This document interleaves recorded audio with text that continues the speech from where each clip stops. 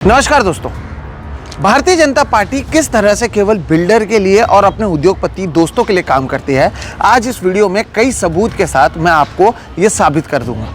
मैं आपको बताऊंगा कि जिस मुंबई को आप और मैं अपना घर समझते हैं, यहाँ पर रहते हैं, इससे अपना एक लगाव रखते हैं, उस मुंबई को कुछ नेता लोग केवल एक सोने का अंडा देने वाली जो मुर्गी होती है वो समझते हैं और बार बार उनकी कोशिश होती है कि केवल इसे बेचकर खुद अमीर हो जाएं। आज के कहानी की शुरुआत में जनवरी 2026 से करना चाहूँगा। बृहन्मुंबई म्युनिसिपल कॉर्पोरेशन यानी बीएमसी, देश की सबसे अमीर महानगर पालिका, उसके चुनाव थे और उसके लिए बीजेपी और एकनाथ शिंदे की शिवसेना ने एक मैनिफेस्टो निकाला था। अगर उस मैनिफेस्टो पर आप जाएंगे तो उस मैनिफेस्टो के दूसरे ही पन्ने पर एक वहाँ पर दिया हुआ था कि कैसे ओपन स्पेसेस और प्लेग्राउंड को लेकर इनकी जो सरकार है ये बहुत ही सोचने वाली है, इसे लेकर उनकी ओर से कई सारे कदम उठाए जाएंगे। और तीसरे पन्ने की शुरुआत पर ही भारतीय जनता पार्टी के खुद के मैनिफेस्टो में लिखा गया था कि वो मुंबई के जितने सारे ग्राउंड्स हैं, पार्क्स हैं, ओपन स्पेसेस हैं, न केवल उन्हें बचाएंगे बल्कि उसे और भी बेहतर करेंगे। ये उन्होंने अपने मैनिफेस्टो में लिखा था। उन्हें पता था चुनाव है, इसलिए चुनाव से पहले सितंबर 2025 में भारतीय जनता पार्टी के जो मुंबई अध्यक्ष हैं अमित साटम, उन्होंने तो बीएमसी कमिश्नर को पत्र लिखा था ये कहते हुए कि हमें हमारे शहर के जो ओपन स्पेसेस हैं, ये खुले मैदान हैं, इन्हें बचाने चाहिए। ये खबरें आती हैं और आप लोग जो हैं एक तरीके से इम्प्रेस हो जाते हैं कि अरे वाह, ये लोग हमारे शहर के बारे में सोच रहे हैं, ओपन स्पेसेस के बारे में सोच रहे हैं और कितना कंसर्न्ड है भारतीय जनता पार्टी के लोग और उनके नेता इस ओपन स्पेसेस को लेकर। फिर बीएमसी चुनाव होते हैं, ये लोग चुनाव जीतते हैं और अब चुनाव खत्म होने के बाद इनकी जो असली चेहरे हैं वो अब सामने आ रहे हैं। दोस्तों, जो ओपन स्पेसेस हैं, ये खुले मैदान है, इन्हें बचाना तो छोड़िए, अब इन मैदानों को हटाकर यहाँ पर कन्वेंशन सेंटर बनाने की बात हो रही है। कहीं पर बिल्डर्स को भेजा जा रहा है, कहीं पर अपने उद्योगपति दोस्तों को दिया जा रहा है और इसके ज़रिए केवल मोटी कमाई और मलाई कमाने की जो कोशिश है वो भारतीय जनता पार्टी की ओर से की जा रही है। जो आप ये मेरे पीछे देख रहे हैं ना, ये आइकॉनिक नेविल डिसोजा फुटबॉल है। ये एक ग्राउंड है जिसकी शुरुआत 2018 में हुई थी और ये मुंबई के बांद्रा स्थित इलाके में मौजूद है। समुद्री इलाका आसपास है और यहाँ पर कई सारे जो बच्चे हैं, जैसे कि आप देख भी रहे हैं, वो यहाँ पर आते हैं और फुटबॉल खेलते हैं। और इस ग्राउंड के बारे में बताऊँ तो जो फीफा वर्ल्ड कप हुआ था अभी, तो फीफा की ओर से जो स्टैंडर्ड बनाया जाता है कि फीफा स्टैंडर्ड का कोई टर्फ अगर हो, आर्टिफिशियल टर्फ हो, तो वैसा एक जो फीफा स्टैंडर्ड का आर्टिफिशियल टर्फ होता है वो यहाँ पर बनाया गया है। लेकिन अब मंगलवार के दिन बृहन्मुंबई कॉर्पोरेशन बीएमसी, जहाँ पर भारतीय जनता पार्टी और एकनाथ शिंदे की शिवसेना साथ में है, उन्होंने कह दिया कि ये ग्राउंड की हमें ज़रूरत नहीं है। और ये ग्राउंड जहाँ पर हज़ारों की संख्या में हर साल बच्चे खेलते हैं, अब भी आपको खेलते हुए नज़र आ रहे हैं जो सोशल मीडिया से दूर खेल रहे हैं, इस ग्राउंड को अब निकाल दिया जाएगा और यहाँ पर एक कन्वेंशन सेंटर बनाया जाएगा। ये फैसला भारतीय जनता पार्टी की ओर से लिया गया है क्योंकि हमारे नेताओं को इससे कोई फ़र्क नहीं पड़ता है कि हमारा जो आने वाला भविष्य है वो स्पोर्ट्स में इन्वेस्ट करे, स्पोर्ट्स खेले, देश का नाम रोशन करे। वो तो केवल चाहते हैं कि किस तरह से एक एक ज़मीन, जैसे कि मैंने कहा ना, सोने का अंडा देने वाली जो मुर्गी होती है, उस तरह से एक एक अंडे को कैसे बेचा जाए और वो अमीर हो जाए। इसलिए एक ग्राउंड जिसकी शुरुआत 2018 में की थी, फीफा स्टैंडर्ड का ये ग्राउंड था, उसे अब बदल दिया जाएगा और इस ग्राउंड को निकालकर यहाँ पर बड़ी बड़ी इमारतें बनाने की कोशिश जो है वो बृहन्मुंबई कॉर्पोरेशन की ओर से की जा रही है। आज के इस वीडियो में दर्शकों न केवल बीजेपी के मैनिफेस्टो के बारे में जो मैंने बात की वो बताऊंगा और इस ग्राउंड के बारे में एक एक करके पूरे मुंबई को कैसे बेचा जा रहा है। मुंबई के जो शहर का जो मैप है उसके आगे ऑन सेल लिख दिया गया है और उसे बेचकर कैसे पैसा कमाने की कोशिश की जा रही है, वो आज इसके वीडियो में मैं आपको बताने वाला हूँ। और ये वीडियो हर एक मुंबई का क्या, इस देश के हर एक आदमी को देखना चाहिए क्योंकि शुरुआत शायद मुंबई से हो रही है, जल्द ही ये आपके शहर में भी पहुँच जाएंगे। नमस्कार दोस्तों, मेरा नाम है सोहित मिश्रा और आप सभी का एक नए एपिसोड में बहुत बहुत स्वागत है। अगर आपने अभी मेरे इस चैनल द टेलीस्कोप को सब्सक्राइब नहीं किया है तो ज़रूर कर लें।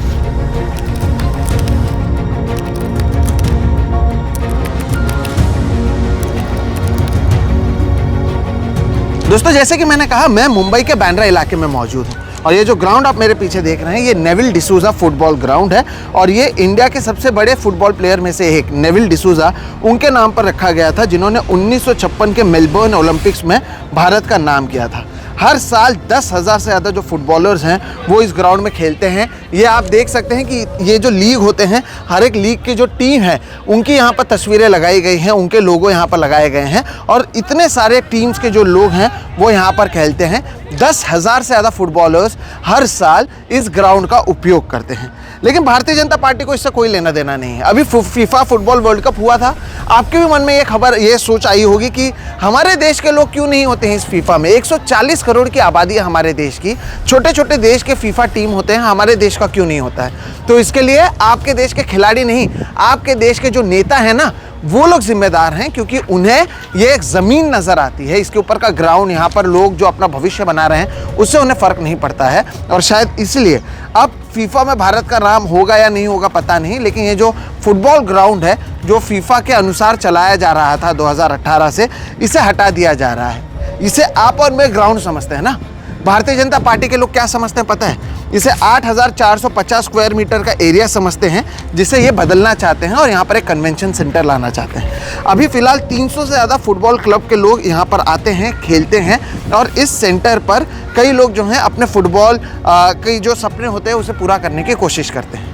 लेकिन अब इसे कन्वेंशन सेंटर में बदल दिया जाएगा, और कन्वेंशन सेंटर में क्या होगा वो भारतीय जनता पार्टी और शिवसेना के लोग ही जाने। ऐसा भी नहीं है कि आसपास के जो लोग यहाँ पर रहते हैं या फिर यहाँ के लोगों ने मांग की है कि नहीं ये कन्वेंशन सेंटर इसे बनाया जाना चाहिए, ऐसा कोई बात किसी ने नहीं की है, ऐसी कोई मांग किसी की नहीं है। बहुत सारे बच्चे खुश हैं। आप सोचिए, मैं अब जिस दिन आया हूँ ये एक वर्किंग डे है, लेकिन फिर भी इतने बड़े पैमाने पर अगर छात्र और बच्चे यहाँ पर आकर फुटबॉल खेल रहे हैं, क्या अच्छी बात नहीं है? लेकिन नहीं, हमें इस ज़मीन से मतलब है, और इसलिए इस ज़मीन का इस्तेमाल अब हम कन्वेंशन सेंटर बनाने के लिए करेंगे, क्योंकि बीजेपी की ओर से कहा गया कि पहले इस ज़मीन को जो है कन्वेंशन सेंटर के लिए रखा गया था।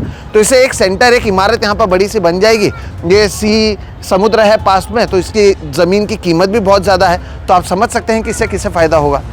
भारतीय जनता पार्टी के बच्चे क्या हैं, भारतीय जनता पार्टी के जो नेता होंगे ना, वो इस देश में, इस मुंबई शहर में बहुत बड़े बड़े क्लब्स हैं, शायद उनके बच्चों को वहाँ पर एक्सेस होगा, और इसलिए उन्हें फ़र्क नहीं पड़ता है कि अगर एक ग्राउंड जो है वो बंद हो जाए। लेकिन यहाँ पर कौन आता है? साधारण मुंबईकर। यहाँ पर कौन आते हैं? वो मुंबईकर, आम मुंबईकर आते हैं। यहाँ पर देखिए, ये फुटबॉल का जो बॉल है ये भी आ गया। वो आम मुंबईकर हैं जो यहाँ पर आते हैं और फुटबॉल खेलते हैं। लेकिन शायद उनके बच्चों को क्योंकि फ़र्क पड़ेगा नहीं, क्योंकि उनके बच्चे तो बड़े बड़े क्लब में जाकर खेलेंगे। आम मुंबईकर अगर यहाँ पर आकर खेल रहे हैं तो उससे उन्हें क्या फ़र्क पड़ता है? इसलिए मैंने कहा कि अगली बार जब आप फीफा वर्ल्ड कप देखेंगे और आप सोचेंगे कि भारत का लोग क्यों वहाँ पर नहीं होते हैं, तो उसके लिए खिलाड़ी नहीं, हमारे नेता जिम्मेदार हैं। नरेंद्र मोदी से लेकर पूरी बीजेपी के लोग जेन ज़ी को रिझाने के लिए सोशल मीडिया पर आ रहे हैं, और आप जेन ज़ी के लोगों को केवल फ्रेंड्स कहने से आपको लगता है क्या कि वो आपके हो जाएंगे? उनके लिए जो यहाँ पर सुविधाएं हैं, जो पहले से बहुत कम है इस शहर में, ओपन स्पेसेस की कमी है, उसे भी अगर आप ख़त्म करना चाहते हैं दोस्तों, तो क्या इसे लेकर सवाल नहीं पूछा जाना चाहिए? जो बार बार आरोप लगते हैं कि आप बिल्डर के लिए काम करते हैं, इंडस्ट्रियलिस्ट के लिए काम करते हैं, जब आप ओपन ग्राउंड को बदल कर यहाँ पर कन्वेंशन सेंटर और इमारत लाने की बात करते हैं, तो क्या आपके ऊपर सवाल नहीं उठाया जाना चाहिए? ये आपके बारे में विचार नहीं करते हैं, इन्हें आपसे फ़र्क नहीं पड़ता है। ये केवल और केवल अपने बिजनेस फ्रेंड्स के बारे में, कुछ उद्योगपतियों के बारे में सोचते हैं। इसकी सच्चाई जो है ये एक फ़ैसला है, और मैं ऐसे ही नहीं कह रहा हूँ कि केवल एक फैसले की वजह से ये सारी बातें नहीं कह रहा हूँ। मैं आपको और भी कई सारे उदाहरण दूंगा जिसके बारे में आपको पता चल सके कि मैं ऐसी बातें क्यों कर रहा हूँ। अब जिस मुंबई में हम रहते हैं ना, वहाँ पर BEST बसेस चलते हैं। उसे लेकर कई सारे वीडियोस आपको मेरे चैनल पर मिल जाएंगे, जहाँ पर मैंने बताया कि कैसे प्रशासन खुद सिस्टमैटिक तरीके से BEST बसेस को ख़त्म कर रही है। वो नहीं चाहते हैं कि BEST बसेस हो, इसलिए BEST बसेस भी कम हो रही हैं। और अब जिन डेपोज पर BEST बसेस बने हुए हैं, उस डेपोज पर भी उनके क्या दिख रहे हैं? वो बस स्टॉप पर हमारे नेताओं को ज़मीन नज़र आती है, क्योंकि आप पाएंगे कि एक एक करके जो BEST डिपो है उसका इस्तेमाल डेवलपमेंट पर्पस के लिए किया जा रहा है। अल्टमाउंट रोड पर जो BEST का डिपो था उसका इस्तेमाल किया गया है, उसे मोनेटाइज किया गया है। अब उसके बाद वाल्केश्वर बस डिपो जो है उसका भी इस्तेमाल किया जा रहा है कुछ कमर्शियल पर्पस के लिए। अगर इससे आपका पेट नहीं भरा है तो धारावी और काला किला में जो बस डिपो मौजूद हैं उसे अदानी लेड जो धारावी रीडेवलपमेंट है ना, उसके लिए दे दिया गया है। आपको और मेरे लिए शायद वो एक बस डिपो होगा, आपके और मेरे लिए ये फुटबॉल ग्राउंड होगा। लेकिन जैसे कि मैंने कहा, हमारे नेताओं के लिए ये एक ज़मीन का टुकड़ा है जिससे वो बहुत ज़्यादा पैसा कमा सकते हैं। उन्हें कोई फ़र्क नहीं पड़ता है कि बस डिपो के लिए जगह हो या ना हो, आगे जाकर हमारे बच्चों के लिए खेलने के लिए जगह हो या ना हो। और इसलिए एक एक कर जो मुंबई की ज़मीन है उसका इस्तेमाल किया जा रहा है अपने फ़ायदे के लिए। बस डिपो तक ही ये सीमित नहीं है, मेरे ही चैनल पर मैंने आपको बताया कि कैसे मैंग्रोव्स जो मुंबई में मौजूद हैं उसे हज़ारों की संख्या में काटा जा रहा है ताकि एक कोस्टल रोड वहाँ पर लाया जा सके, और मुलुंड जो मुंबई का ईस्टर्न सबर्ब है वहाँ पर जो सॉल्ट पैन लैंड है उसे भी बदल कर अदानी को दिया जा रहा है ताकि धारावी रीडेवलपमेंट में उसका इस्तेमाल हो सके, और इससे भविष्य में कैसे ऐसे इलाके जहाँ पर कभी पानी नहीं भरते थे वहाँ पर भी पानी भरने लगेंगे, क्योंकि उन्हें केवल और केवल ज़मीन नज़र आती है, उन्हें इस शहर से कोई मोहब्बत नहीं है। दोस्तों, ये बात आप गांठ बांध कर समझ लीजिए। और भी मैं आपको उदाहरण देता हूँ ओपन स्पेसेस का। मुंबई में ही महालक्ष्मी रेस कोर्स मौजूद है, और वो एक ऐसा जगह है जहाँ पर आम मुंबई कर जा सकता है, चल सकता है। एक ऐसे शहर में जहाँ पर ओपन स्पेस मौजूद नहीं है वहाँ पर उन्हें ओपन स्पेस मिलता है। लेकिन अब महालक्ष्मी रेस कोर्स को भी खोदा जाएगा, उसके नीचे 5000 कार रखने के लिए एक पार्किंग बनाया जाएगा, और तो और एक अंडरग्राउंड स्पोर्ट्स कॉम्प्लेक्स बनाने की भी तैयारी है ताकि उसका भी इस्तेमाल किया जा सके, वहाँ से भी पैसे कमाया जा सके। वो कह रहे हैं कि नहीं ऊपर तो हम आपको जगह दे देंगे, यहाँ पर भी तो जगह मौजूद है। आप जो जगह खिलाड़ियों के लिए मौजूद है उसे निकाल रहे हैं, और आप क्यों चाहते हैं कि लोग भरोसा करें कि महालक्ष्मी रेस कोर्स में जब आप इंडोर स्पोर्ट्स कॉम्प्लेक्स बनाएंगे और पार्किंग का स्पेस बनाएंगे, उसके बाद आम मुंबई कर के लिए आपको जगह छोड़ेंगे? आपके बिल्डर फ्रेंड्स के लिए भी तो वो जगह मौजूद है, समुद्र के सामने है, बहुत ज़्यादा पैसा है, करोड़ों की संख्या में आप उसे बेचेंगे। बहुत पैसे वाले लोग आसपास वहाँ पर रहते हैं, वो एक्सेस चाहेंगे। यानी यहाँ पर अब जो लोग आते हैं ना, ये गरीब लोग हैं, ये आसपास के लोग हैं, ये शायद फुटबॉल प्रेमी हैं जिन्हें शहर में कोई ग्राउंड मौजूद नहीं है, क्योंकि हर एक ग्राउंड अपने बिल्डर दोस्त को देकर वहाँ पर बिल्डिंग बना दी है। तो यहाँ पर आकर ये खेलते हैं। ये बात आपको अच्छी नहीं लग रही है कि समुद्र के पास है, बांद्रा जैसा पॉश इलाका है, तो यहाँ पर हम स्पोर्ट्स कॉम्प्लेक्स बना देंगे, या फिर यहाँ पर कोई कन्वेंशन सेंटर बना देंगे, महालक्ष्मी रेस कोर्स के यहाँ पर हम स्पोर्ट्स कॉम्प्लेक्स बना देंगे, फिर हम ही पैसे लेंगे ताकि ये लोग जो यहाँ पर मुफ्त में या कम पैसे में खेलते हैं, नॉमिनल चार्जेस देकर खेलते हैं, उन्हें ज़्यादा पैसा देना पड़े ताकि गरीब लोग आकर खेल ना सकें। ये अपने आप को बोलते हैं मैंने चाय बेचा, ये किया, वो किया। चाय बेचा या नहीं बेचा पता नहीं, देश ज़रूर बेच रहे हैं दर्शकों, और उसका एक के बाद एक कितना उदाहरण है। मैंने आपको इस ग्राउंड के बारे में बताया, BST बस डिपोज के बारे में बताया, धारावी के बारे में कितनी रिपोर्टिंग हमने आपको की है कि वहाँ पर कैसे ज़बरदस्ती की जा रही है, आपको मैंग्रोव्स के बारे में बताया, सॉल्ट पैन लैंड के बारे में बताया, महालक्ष्मी रेस कोर्स के बारे में बताया, और मैं आपको उदाहरण देता हूँ कि किस तरह से ये पैसों के ऊपर ही सब कुछ चाहते हैं। मुंबई में कोस्टल रोड बना है, कोस्टल रोड में बहुत ज़्यादा जगह है जो समुद्र के सामने है जिसका आप इस्तेमाल कर सकते हैं। लेकिन अब ये जो कोस्टल रोड का ओपन स्पेस है वहाँ पर भी आप देखेंगे कि उसे बनाए रखने के लिए, उसे मेंटेन करने के लिए अंबानीज़ को वो जगह दी गई है, और उसमें भी आप कोस्टल रोड के 15% जगह ऐसे होंगे जो ओपन स्पेस फिलहाल है मुफ्त में, वहाँ पर आपको जाने के लिए, उस अट्रैक्शन के लिए पैसे देने होंगे अंबानीज़ को।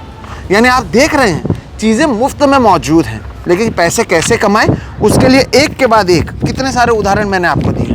ये काफ़ी नहीं है तो मैंने आपको बताया कि कैसे एक और समुद्री इलाका बॉम्बे पोर्ट ट्रस्ट में जो लोग कई दशकों से रह रहे थे, सालों से नहीं दशकों से, वहाँ पर रात को अचानक से उनके घर तोड़े गए और अब वो सड़कों पर रहने को मजबूर हैं। आगे जाकर देखिएगा वो जगह किसे दी जाती है, कौन सा इनका उद्योगपति दोस्त वहाँ पर आता है, कैसे चमचमाती इमारतें बनती हैं।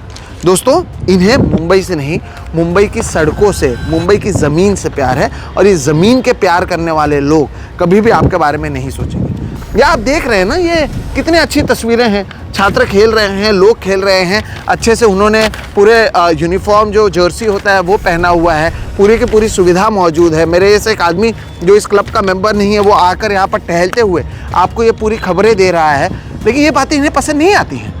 इन्हें नहीं पसंद है कि ये जगह जो है मुफ्त में मौजूद हो, और इसलिए आप देखेंगे कि यहाँ पर मैं आपको बाहर भी दिखाता हूँ, आइए, कि कैसे यहाँ पर इनके खुद के छात्रों ने, फुटबॉलर्स ने बोर्ड लगाया है कि नेविल डिसूजा ग्राउंड को बचाओ, मुंबई का जो फुटबॉल ग्राउंड है उसे बचाओ, मुंबई में जो फुटबॉल का कल्चर है उसे आप बचाइए। और यहाँ पर देखिए नेविल डिसूजा जी, जिनका मैंने नाम लिया, 1956 से 1962 में ओलंपिक्स में इन्होंने मेलबर्न में इंडिया को रिप्रेजेंट किया था और हैट्रिक मारा था ओलंपिक्स में, और वो अब तक अकेले इंडियन हैं जिन्होंने वहाँ पर हैट्रिक मारा हुआ है। और आइए यहाँ पर देखिए कितने सारे अवार्ड्स हैं, कितने सारे ट्रॉफीज़ हैं जो यहाँ पर फुटबॉल जो खेलते हैं ये छात्र वो जीत चुके हैं। लेकिन ये सारी चीज़ों से कैसे फ़र्क पड़ेगा जब आप करोड़ों रुपए यूँ कमा सकते हो, यहाँ के ज़मीन को बेचकर यूँ पैसे कमा सकते हैं। तो आप जब केवल और केवल धंधा करना जानते हैं तो क्यों आप नेता बनते हैं? आप राजनीति में मत आइए, क्योंकि राजनीति यहाँ पर पैसे कमाने के लिए नहीं है। राजनीति इसलिए नहीं है कि हम कैसे प्रॉफिट कमा सके। राजनीति इसलिए है क्योंकि आप सोचते हैं कि आप अपने देश को कैसे आगे ले जाएं। जब ये छात्र यहाँ पर खेलेंगे, ये खिलाड़ी यहाँ पर खेलेंगे, तभी तो भारत का नाम फीफा में रोशन होगा, तभी तो यहाँ से कोई मेस्सी और रोनाल्डो निकलेगा। लेकिन ये बात इन्हें पसंद नहीं आती है। यही बात महालक्ष्मी को लेकर है। जो गरीब लोग धारावी में रहते हैं वो भी इन्हें पसंद नहीं है। महालक्ष्मी रेस कोर्स का मैंने आपको बता दिया, कि कैसे बस डिपो भी दिया जा रहा है। कुछ लोगों के लिए जब मुंबई की ज़मीन केवल एक पिगी बैंक बन जाती है जिससे करोड़ों रुपए यूँ कमाया जा सकता है, तो क्या उन्हें आपसे कोई फ़र्क पड़ेगा? ये इनकी असलियत है। शुरुआत में मैंने आपको बताया इनका मैनिफेस्टो, बीजेपी का मैनिफेस्टो में जो ओपन स्पेसेस लिखा गया है, आप खुद के मैनिफेस्टो को नहीं मान रहे हो। ये बात आप भूल जाते हैं क्योंकि उसके बाद कई चीज़ें हो जाती है, किसने क्या कहा उसके आगे आप लोग भूल जाते हैं। मैनिफेस्टो बनाया इसलिए जाता है, उसे हिंदी या मराठी में वचननामा कहा जाता है। जब आप खुद वचन दे रहे हैं कि आप इस ज़मीन को बचाएंगे, ओपन स्पेसेस रखेंगे, उसके बाद आप खुद क्यों मुकर रहे हैं अपने वचन से? ये लोग क्या करेंगे? कल जाकर यहाँ पर कन्वेंशन सेंटर बन जाएगा, क्या करेंगे ये लोग? आप कह रहे हैं कि 2018 से पहले जो डीपी था उसमें डेवलपमेंट प्लान में इसके लिए जो है कहा गया था कि यहाँ पर कन्वेंशन सेंटर बनेगा, लेकिन उसके बाद जब ये कहा गया कि यहाँ पर ग्राउंड बनेगा, 2018 में ग्राउंड बना, आदित्य ठाकरे उस समय मौजूद थे, उन्होंने ट्वीट भी किया था, वो ट्वीट भी मैं आपको दिखाता हूँ। तो वो सारी चीज़ें होने के बावजूद अगर आप ये नहीं कर पा रहे हैं तो क्या इसे लेकर आपसे सवाल नहीं पूछा जाना चाहिए? दर्शकों, मैं ये सारी चीज़ें क्यों कह रहा हूँ? इसलिए कह रहा हूँ क्योंकि ओपन स्पेस आपका अधिकार है। हर एक इंसान जब बाहर निकलता है तो वो चाहता है कि उसके आसपास जगह होनी चाहिए। और हमारे खुद के जो लोग हैं वो क्या कहते हैं? वो कहते हैं नेशनल URDPFI जो है उनकी ओर से डेटा दिया गया है कि हर एक आदमी के लिए 10 से 12 स्क्वायर मीटर जगह मौजूद होनी चाहिए। 10 से 12 स्क्वायर मीटर जगह हर एक आदमी के लिए ओपन स्पेस होनी चाहिए। मुंबई में कितना है पता है? 1.28 स्क्वायर मीटर जगह ही मौजूद है, जबकि दुनिया में मैं आपको बताता हूँ, न्यूयॉर्क में हर एक आदमी के लिए 24 से 27 स्क्वायर मीटर, लंदन में 31 से 32 स्क्वायर मीटर मौजूद है। हमारे पास मुंबई में केवल 1.28 स्क्वायर मीटर जगह हर एक के लिए मौजूद है। ये ओपन स्पेस की हालत है हमारे देश में, हमारे शहर में पहले से। आप करोड़ों रुपए का घर लेंगे और आपके घर के सामने भी केवल घर बनेगा इस बांद्रा में, तो कैसे चलेगा? आपके बच्चे, भले आप पैसे वाले क्यों ना हो, आपके बच्चे क्या हर बार खेलने के लिए पैसा खर्च करना चाहिए उन्हें? क्या यही चाहती है भारतीय जनता पार्टी? क्या यही है मुंबई का विकास? जब हम दुनिया में कहीं पर भी जाते हैं ना दर्शकों, अगर आप दुनिया में कहीं पर भी घूमने गए होंगे, उनके पार्क्स को आप देखते हैं, उनके प्लेग्राउंड्स को आप देखते हैं, उनके गार्डन्स को आप देखते हैं कि वहाँ से कितने बड़े बड़े प्लेयर्स निकलते हैं, कैसे खिलाड़ी निकल कर आते हैं। ये बात मुंबई या इस देश में क्यों लागू नहीं होती? जब लोग मुंबई में आते हैं तो गेटवे ऑफ इंडिया और मरीन ड्राइव छोड़कर कौन सी जगह है जहाँ पर वो घूमने जाते हैं? आपने जगह बनाई नहीं है और जगह मौजूद है जो, उन्हें भी आप निकाल रहे हैं। यह है इन लोगों की सच्चाई। तो जब कुछ लोग इस देश की ज़मीन को केवल स्क्वायर फीट या स्क्वायर मीटर में देखकर उसका रेट निकालकर बेचना चाहते हैं, तो ये आपके लिए काम नहीं कर रहे हैं। ये बात आप समझ लीजिएगा, ये बात आप लिख कर ले लीजिएगा। इसलिए मैंने इसका हैंडल भी रखा है जो थंबनेल, मुंबई फॉर सेल। कुछ लोग आ गए हैं सत्ता में जो इस शहर को बेचना चाहते हैं, आपको हिंदू, मुस्लिम, बांग्लादेशी, रोहिंग्या के नाम पर बेवकूफ़ बनाकर आपके बच्चों की ज़मीन को ही ये बेच रहे हैं, ताकि आप चुपचाप अपने घर पर बैठे, आपका बच्चा व्हाट्सएप यूनिवर्सिटी देखे और फिर मोदी मोदी करता रह जाए, क्योंकि उसके आगे ये और कुछ करना नहीं जानते। क्या ये बात आपको मंजूर है? इसलिए मुझे लगा कि इस ग्राउंड पर आकर आपको बताया जाए कि सच्चाई क्या है। अब भी सवाल पूछना ज़रूरी है, क्योंकि अगर आप नहीं पूछोगे तो आज शायद ये ग्राउंड जा रहा है, कल आपके आसपास के आपके बच्चों के खेलने की जगह को भी ये लोग अपने किसी उद्योगपति दोस्त या बिल्डर को दे देंगे और आप कुछ नहीं कर पाएंगे। इसलिए मुझे लगा कि ग्राउंड ज़ीरो पर आकर ये जो सच्चाई है, तथ्यों के साथ, डिटेल के साथ, तस्वीरों के साथ आपके सामने लाया जाए। मैं उम्मीद करता हूँ कि जो भी जानकारी मैंने आपको दी है वो आपको पसंद आई होगी। अगर आप इस मामले को गंभीर समझते हैं और ये वीडियो आपको पसंद आता है तो ना केवल वीडियो को लाइक करें, ये चैनल जो है द टेलीस्कोप का मतलब ही ये होता है कि दूर तक जाकर सभी चीज़ों को बताना। वही तो हमने किया, आपको पीछे से लेकर आगे तक की चीज़ें बताई है। यही एनालिसिस करने की कोशिश हमारी है। तो अगर ये एनालिसिस पसंद आता है तो चैनल को सब्सक्राइब करें, वीडियो पसंद आता है तो और भी लोगों के साथ इसे शेयर करें। इससे क्या होगा कि ये जो संदेश है वो ज़्यादा से ज़्यादा लोगों तक पहुंचेगा। मैं उम्मीद करता हूं कि इस गंभीरता को आप समझ पा रहे हैं। मेरा नाम है सोहित मिश्रा, आप देख रहे हैं द टेलीस्कोप। फिलहाल इस वीडियो में दीजिए इजाज़त। नमस्कार।